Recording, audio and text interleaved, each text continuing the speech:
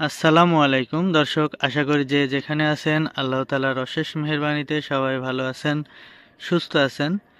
দর্শক, এখন রাত্রে আমি আমার একটি পুকুর পাড়ে বসে আছি। এটা ছোট একটি পুকুর, 25% জলকরের একটি পুকুর, এবং এই পুকুরটা আমরা লিজ নিয়েছিলাম পোনা মজুদ রাখার জন্য। আমার পাশে আরেকটি পুকুর রয়েছে, ওই পুকুরের পোনা এখানে মজুদ রাখার জন্য, যে এখানে ছোট পোনা মজুদ থাকবে এবং বড়টাই বড় মাছ থাকবে। ওটা বিক্রি করার পরে এখান থেকে পোনা নিয়ে যায়, 500-600 গ্রাম সাইজের পোনা করে বড়টাই চাষে দিব। তো সেই জন্য এই পুকুরটা লিজ নিয়েছিলাম।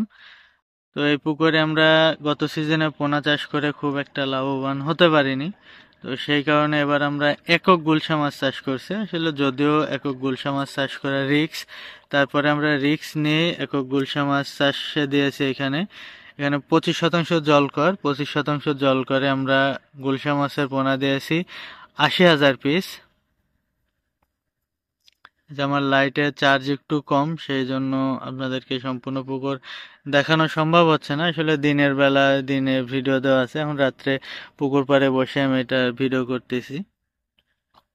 তো এখানে আমরা 80,000 গুলশা মাছের পোনা দিয়েছি, এবং যখন আমরা পোনা দিই তখন এটা 4 থেকে 5,000 পিসে কেজি ছিল।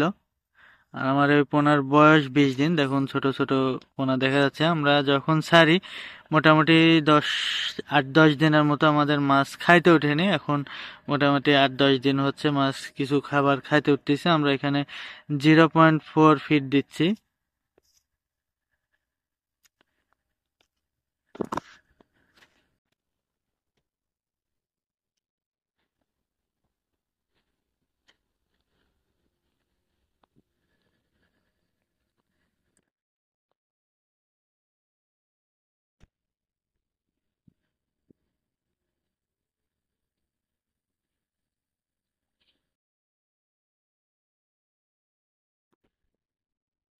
যে ফিট গুলা দিচ্ছি দেখেন, দিই মাছ আসে নাকি খাইতে।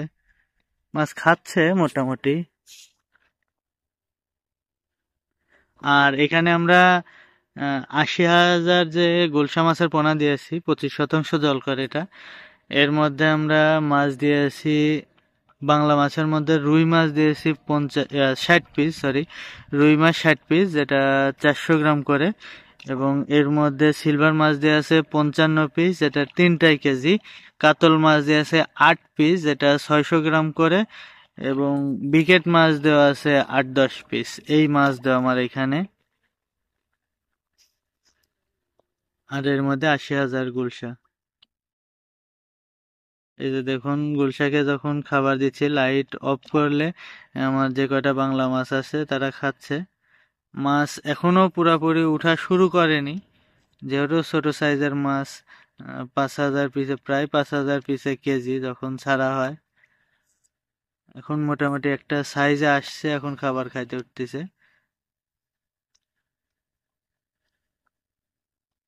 আসলে জানি না এটা কত দূর কি করতে পারবো। আমরা এভাবে কখনো গুলশা মাছ চাষ করিনি, এটাও প্রথম আমরা গুলশা মাছ চাষ করতেছি এভাবে। এই পুকুরটা আমরা শিং মাছ চাষ করতে চাইছিলাম, কিন্তু আমরা শিং মাছের রেনু এনে ছাড়ছিলাম অন্য একটা পুকুরে, আমাদের রেনু টিকেনি।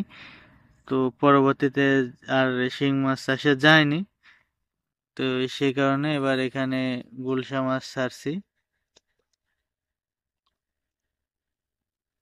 লাইট ধরলে আসলে খুব একটা বেশি উঠতেছে না। আমি এখানে এক কিনারে খাবার দিয়েছি, পুকুরে চারিপাশ দিয়ে খাবার দিব, কিন্তু এখনো শুরু করিনি, অল্প করে এখানে থেকে শুরু করছি আর কি।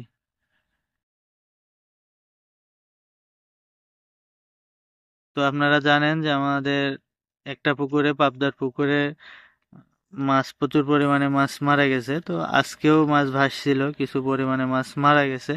তবে গত দিনে যে বড় ধরনের দুর্ঘটনা ঘটেছিল তেমন দুর্ঘটনা ঘটেনি, আলহামদুলিল্লাহ। ভালো আছে। তো দেখা যাক, আজকের দিনটা হয়তো আর একটা দুইটা দিন আমাদের একটু সমস্যা হতে পারে, সামনে ঠিক হয়ে যায়। আপনারা দোয়া করবেন যারা ভিডিও দেখেন, যেন আমার মাছগুলা ঠিক হয়ে যায়, আপনাদেরকে ভালো কিছু দিতে পারি, ভালো ভালো ভিডিও দিতে পারি। তো এই পর্যন্তই, সবাই ভালো থাকবেন, সুস্থ থাকবেন।